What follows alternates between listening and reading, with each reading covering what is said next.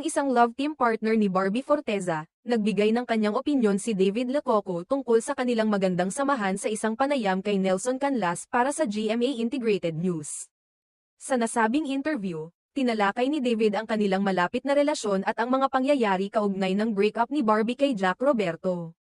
Sa kabila ng mga spekulasyon ng kanilang mga tagahanga tungkol sa posibleng relasyon nila, binigyang diin ni David na mahalaga na bigyan si Barbie ng oras upang maghilom mula sa kanyang nakaraang relasyon. Ayon kay David, kailangan nating isipin na si Barbie ay kakalabas lang sa isang relasyon at dapat natin itong igalang. Kailangan niyang maghil. Ipinahayag niya na nauunawaan niya ang kalagayan ni Barbie. Nakasalukuyang nag-a-adjust pa matapos ang kanilang paghihiwalay.